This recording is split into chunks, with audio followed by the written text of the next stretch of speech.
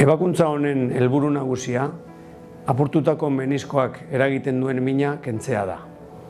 Zergatik, meniskoan apurtuta dagoen zatia, izterrezurra edo femurra eta tibiaren artean harrapatuta geratzen denean, mina, kuadrizepsaren inhibizioa eta isurtze artikularra eragin ditzazkelako.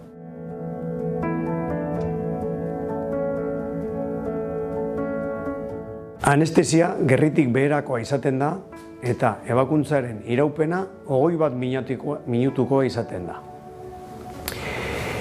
Belaunaren barruan, ebaki txiki batekin telebista kamera bat sartzen dugu, belauna surofisiologikoz bete eta gero. Horrela, belaunan barruan dauden estrukturak aztertu eta ukitu ditzazkegu, hala nola meniskoak, kartilagoa, ehun sinobiala eta ligamento gurutzatuak. Meniskoa erregularizatzeko erabiltzen ditugun instrumentuak beste ebaki txiki batekin sartzen dira. Ondoren, bi ebakiak josten ditugu eta konpresiozko benda bat ezartzen dugu.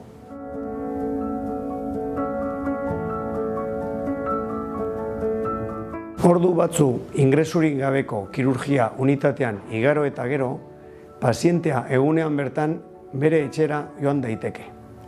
10 egunez, heparina ezartzen da eta kalmanteak hartzea ez da beti derrigorrezkoa.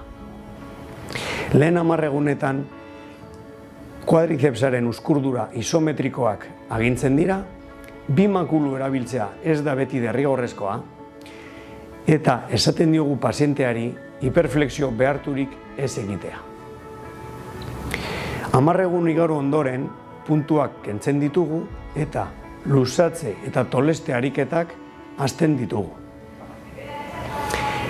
Lehen 4 asteetan zehar, bizitza lasaia edo jarduera moderatuak egitea komeni da, hau da, paseo laburrak egitea, ez gehiegi biltzea, ez gidatzea, nahiz eta minik ez euki.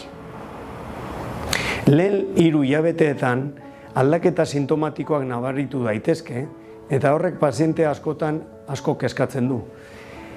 Zistadak, beroa, astuntasuna belaunean nabaritzea guztiz normalak dira eta ez dira patologikoak.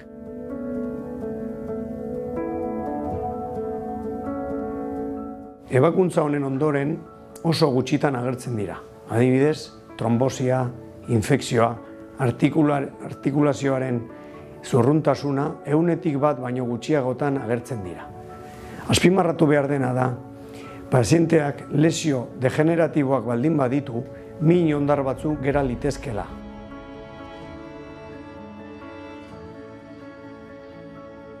Bi ebaki txikirekin artikulazio guztia aztertu dezakegu.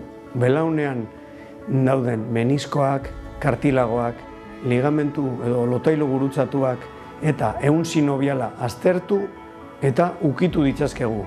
Hau da, askotan resonantziak ikusten ez dituen lesioak aurkitu ditzazkegu, hala nola artrosia hasieran agertzen diren lesioak.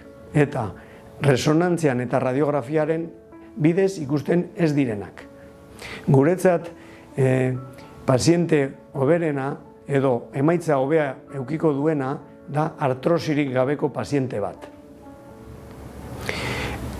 Ebakuntza ez da erasokorra eta suspertzea azkarra da.